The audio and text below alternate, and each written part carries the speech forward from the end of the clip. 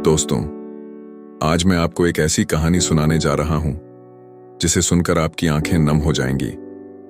यह कहानी है एक ऐसे पिता की जिसने अपना पेट काटकर बेटे को पढ़ाया, और ऐसे बेटे की जिसने हर मुसीबत में हिम्मत नहीं हारी। हाँ दोस्तों, यह है रामू की कहानी, एक रिक्शा चालक के बेटे की जिसने IAS बनकर दिखा दिया कि गरीबी हमारे सपनों को कभी नहीं रोक सकती। बिहार की एक पुरानी गली में मोहन रिक्शा चलाता था। उसकी पत्नी लक्ष्मी पास के घरों में झाड़ू पोंछा करती थी। दोनों की मेहनत से ही घर का चूल्हा जलता था। उनके 2 बच्चे थे, 14 साल का रामू और 9 साल की सीता। उनका घर बस एक कमरा, मिट्टी की दीवारें और छत में कई जगह से टपकता पानी। बारिश के दिनों में सारा परिवार एक कोने में सिमट कर रात काटता था। लेकिन इस गरीबी की दीवारों के बीच भी रामू के दिल में एक सपना पल रहा था। एक दिन की बात है, रामू स्कूल से लौट रहा था। रास्ते में एक बड़ी गाड़ी रुकी। एक साहब उतरे, वर्दी पहने हुए। लोग उन्हें देखकर झुककर सलाम कर रहे थे। रामू ने उत्सुकता से पूछा, ये कौन है? एक आदमी ने जवाब दिया, बेटा, ये DM साहब हैं, IAS अफसर, पूरे जिले के मालिक। रामू की आंखें चमक उठी। उसने मन ही मन ठान लिया, मैं भी एक दिन ऐसा ही बनूंगा। उसी रात रामू ने अपने पिता से कहा, पापा, मैं IAS बनूंगा। मोहन मुस्कुराए। एक पल के लिए रुके। गरीब रिक्शा चालक का बेटा IAS? लेकिन नहीं, उन्होंने बेटे का सपना नहीं तोड़ा। बस इतना बोले, जरूर बेटा, लेकिन इसके लिए बहुत पढ़ना पड़ेगा। रामू बोला, मैं दिन रात पढ़ूंगा पापा, सच में। उस रात मोहन और लक्ष्मी की आंखों में नींद नहीं थी। वे बस अपने बेटे के भविष्य के बारे में सोचते रहे। सुबह होते ही मोहन ने पत्नी से कहा, हम अपने पेट से काटकर भी रामू को पढ़ाएंगे, हमारा बेटा जरूर कुछ बनेगा। अगले दिन से मोहन का रूटीन बदल गया। सुबह 4 बजे उठते, रिक्शा लेकर निकल जाते। दोपहर में बस 1 घंटे का आराम, वो भी कभी कभार। रात 10 बजे तक लगातार मेहनत, न कोई छुट्टी न कोई शिकायत। लक्ष्मी भी अब 5 घरों के बजाय 7 घरों में काम करने लगी। दोनों की कमाई का ज्यादातर हिस्सा रामू की पढ़ाई पर खर्च होता। खुद दोनों दिन में बस 1 वक्त का खाना खाते, पर रामू को तीनों वक्त अच्छा खाना मिलता। रामू भी समझता था अपनी जिम्मेदारी। स्कूल से लौटता तो पहले छोटी बहन को पढ़ाता, फिर घर के कामों में हाथ बटाता और फिर रात को देर तक पढ़ता रहता। उसकी मेहनत रंग लाई और वह क्लास में हमेशा फर्स्ट आने लगा। जब रामू ने 10वीं पास की तो पूरे गांव में खुशी की लहर दौड़ गई। उसके 99% नंबर आए थे। स्कूल के हेडमास्टर खुद रामू के घर आए और मोहन से बोले, आपके बेटे में अद्भुत प्रतिभा है, इसे अच्छे स्कूल में भेजिए, ये बड़ा आदमी बनेगा। मोहन को यह बात अच्छी लगी, लेकिन साथ ही चिंता भी हुई। अच्छे स्कूल की फीस, किताबें, यूनिफॉर्म, ये सब कैसे होगा? उसी रात मोहन ने अपना सबसे बड़ा फैसला लिया। उन्होंने अपना रिक्शा बेचने का मन बना लिया।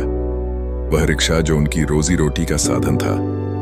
पड़ोसी रमेश उन्हें समझाने लगा, क्या कर रहे हो मोहन, फिर कमाओगे कैसे?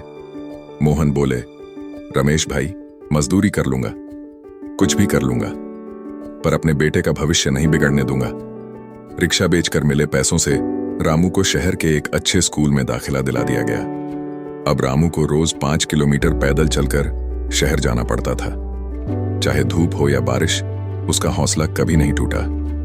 घर की आर्थिक हालत और बिगड़ गई। मोहन अब दिहाड़ी मजदूर बन गए थे। कभी काम मिलता, कभी नहीं। लक्ष्मी ने बीड़ी बनाना शुरू कर दिया था ताकि कुछ अतिरिक्त पैसे आ सकें। लेकिन इन सब कठिनाइयों के बावजूद उन्होंने कभी रामू को महसूस नहीं होने दिया कि वे किस संघर्ष से गुजर रहे हैं। एक दिन जोरदार बारिश हो रही थी। रामू शहर के स्कूल से लौट रहा था। उसके पास छाता नहीं था। पूरी तरह भीगकर वह घर पहुंचा। रात को उसे तेज बुखार आ गया। मोहन परेशान हो गए। डॉक्टर के पास ले जाने के लिए पैसे नहीं थे। पड़ोस की एक आंटी ने कुछ देसी दवा दी। पूरी रात मोहन और लक्ष्मी रामू के सिरहाने बैठे रहे, पानी की पट्टियां रखते रहे। सुबह होते होते बुखार कुछ कम हुआ। रामू ने आंखें खोली और कहा, पापा, आज स्कूल जाना है, टेस्ट है। मोहन की आंखों में आंसू आ गए। उन्होंने अपने बेटे के माथे को चूमा और कहा, तू आराम कर बेटा, आज नहीं जाना। रामू जिद करने लगा, नहीं पापा, अगर टेस्ट मिस किया तो मार्क्स कट जाएंगे। मैं ठीक हूं, जाऊंगा। उस दिन मोहन खुद अपने बेटे को कंधे पर बिठाकर स्कूल ले गए। 5 किलोमीटर का सफर, बारिश में, कीचड़ से होकर। लेकिन मोहन के चेहरे पर थकान नहीं थी, बल्कि गर्व था। समय बीतता गया। रामू अब 12वीं कक्षा में था। उसकी पढ़ाई का खर्च और बढ़ गया था। स्कूल की फीस, कोचिंग का खर्च, नई किताबें, सब कुछ मुश्किल होता जा रहा था। एक दिन रामू ने अपने माता पिता से कहा, मम्मी पापा, मैं शाम को ट्यूशन पढ़ाना शुरू करूंगा, इससे मेरी पढ़ाई का खर्च निकल जाएगा। लक्ष्मी ने तुरंत मना कर दिया, नहीं बेटा, तू बस अपनी पढ़ाई पर ध्यान दे, हम मेहनत कर लेंगे। लेकिन रामू ने जिद पकड़ ली। अगले दिन से वह शाम को 2 घंटे पड़ोस के बच्चों को पढ़ाने लगा। इससे उसे हर महीने 500 रुपये मिलने लगे। एक छोटी सी रकम, लेकिन उसके लिए बहुत मायने रखती थी। जब 12वीं के रिजल्ट आए तो रामू ने फिर से अपना नाम रोशन किया। 95% अंकों के साथ वह पूरे जिले में टॉपर्स में था। अखबार में उसकी तस्वीर छपी और इंटरव्यू छपा। अब बड़ा फैसला लेने का वक्त आ गया था। आईएएस की तैयारी के लिए दिल्ली जाना था। लेकिन दिल्ली का खर्च, रहना, खाना, कोचिंग, कैसे होगा यह सब? मोहन ने पूरे गांव से चंदा इकट्ठा किया। लक्ष्मी ने अपने गहने गिरवी रख दिए। रामू को दिल्ली भेजने के लिए पूरा परिवार एकजुट हो गया। विदा के वक्त लक्ष्मी ने अपने बेटे को गले लगाया और कहा, बेटा, तू चिंता मत कर, भले ही हम दूर रहेंगे, पर हमारी दुआएं तेरे साथ होंगी। बस तू अपनी मंजिल से नजर मत हटाना। दिल्ली पहुंचकर रामू हैरान रह गया। इतना बड़ा शहर, इतनी भीड़, इतनी चमक दमक। वह अपने जैसे 3 लड़कों के साथ एक छोटे से कमरे में रहने लगा। सुबह 4 बजे उठना, लाइन में लगकर बाथरूम जाना, फिर कोचिंग, ये सब नया था उसके लिए। पहले कुछ महीने बहुत मुश्किल थे। रामू अक्सर घर की याद में रोता था। एक दिन तो उसने सोच लिया था कि सब छोड़कर वापस गांव चला जाए। लेकिन फिर उसे अपने माता पिता की मेहनत याद आई, उनके सपने याद आए और उसने हिम्मत बनाए रखी। पैसों की तंगी हमेशा रहती थी। कई बार तो वह सिर्फ चाय और बिस्किट पर दिन गुजार देता था। लेकिन हर महीने घर एक पत्र जरूर लिखता, जिसमें लिखता, मम्मी पापा, यहां सब बहुत अच्छा चल रहा है, आप चिंता मत करो। उसकी मेहनत कम नहीं हुई। दिन में 12-14 घंटे पढ़ाई, नोट्स बनाना, मॉक टेस्ट देना, यह उसका रूटीन बन गया। उसके रूम की दीवारें नोट्स से भर गई थीं। कभी कभी बिजली चली जाती तो मोमबत्ती जलाकर पढ़ता था। एक दिन रामू अचानक बीमार पड़ गया। बुखार इतना तेज था कि वह उठ नहीं पा रहा था। उसके रूममेट सुरेश ने उसे अस्पताल ले जाने की कोशिश की, लेकिन रामू ने मना कर दिया। उसके पास इलाज के पैसे नहीं थे। सुरेश को रामू की कहानी पता थी। वह एक अमीर परिवार से था और उसके पिता एक बिजनेसमैन थे। उसने रामू को जबरदस्ती अस्पताल ले गया और सारा खर्च खुद उठाया। जब रामू ठीक हुआ तो उसने सुरेश से कहा, मैं तेरे पैसे जरूर लौटाऊंगा। सुरेश हंसा और बोला, पागल है क्या? दोस्त पैसे नहीं मांगते, तू बस आईएएस बनकर दिखा दे, वही मेरे लिए सबसे बड़ा रिटर्न होगा। उस दिन से सुरेश रामू का सबसे अच्छा दोस्त बन गया। वह अक्सर रामू के लिए खाना लाता, किताबें लाता और हर तरह से मदद करता। 3 साल की कड़ी मेहनत के बाद रामू ने पहली बार यूपीएससी का एग्जाम दिया। प्रीलिम्स में वह पास हो गया, मेंस में भी अच्छा किया। लेकिन जब इंटरव्यू का रिजल्ट आया तो उसका नाम फाइनल लिस्ट में नहीं था। वह आईएएस बनने से सिर्फ कुछ अंकों से चूक गया था। यह खबर सुनकर रामू टूट गया। उसने घर फोन किया और रोते हुए बताया, पापा, मैं फेल हो गया। फोन के दूसरी तरफ से मोहन की आवाज आई, बेटा, तू फेल नहीं हुआ है, तू हजारों कैंडिडेट्स से आगे निकल आया है। बस थोड़ी सी कमी रह गई है, जिसे तू अगली बार पूरा कर लेगा। मोहन के इन शब्दों ने रामू के अंदर फिर से जोश भर दिया। उसने ठान लिया कि अगली बार वह जरूर सफल होगा। रामू दोबारा तैयारी में जुट गया। लेकिन इस बीच घर से बुरी खबर आई। मोहन को काम के दौरान चोट लग गई थी।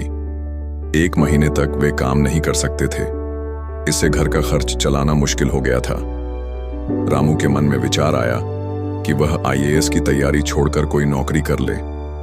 उसने एक कंपनी में इंटरव्यू भी दे दिया था जहां उसे 25,000 रुपये महीना मिल सकते थे। इसी बीच सुरेश को यह बात पता चली। वह तुरंत रामू के पास पहुंचा और बोला, तू पागल तो नहीं हो गया? इतने सालों की मेहनत, इतना संघर्ष, और अब जब मंजिल पास है तू छोड़ना चाहता है? रामू ने अपनी मजबूरी बताई तो सुरेश ने कहा, मेरे पिता तेरे पिता की मदद करेंगे। वे उन्हें अपनी फैक्ट्री में नौकरी दे देंगे। तू बस अपनी पढ़ाई पर ध्यान दे। सुरेश के पिता ने वाकई मोहन की मदद की। उन्हें फैक्ट्री में सुपरवाइजर की नौकरी मिल गई, जिससे घर का खर्च फिर से चलने लगा। रामू ने राहत की सांस ली और दोबारा पढ़ाई में जुट गया। रामू ने अपनी गलतियों से सीखा। इस बार उसने और भी मेहनत से तैयारी की। सुबह 4 बजे से रात 12 बजे तक बस छोटे छोटे ब्रेक के साथ वह पढ़ता रहता था। उसने मॉक इंटरव्यू पर विशेष ध्यान दिया, क्योंकि पिछली बार वह इसी में कमजोर रहा था। आखिरकार यूपीएससी का एग्जाम फिर आया। रामू ने प्रीलिम्स दिया और पास हो गया। फिर मेंस दिया और उसमें भी अच्छा प्रदर्शन किया। अब सिर्फ इंटरव्यू बाकी था। इंटरव्यू के दिन रामू ने अपने साधारण से कपड़े पहने और अपने माता पिता को याद किया। उनकी मेहनत, उनका त्याग, उनकी दुआएं, सब कुछ उसके साथ था।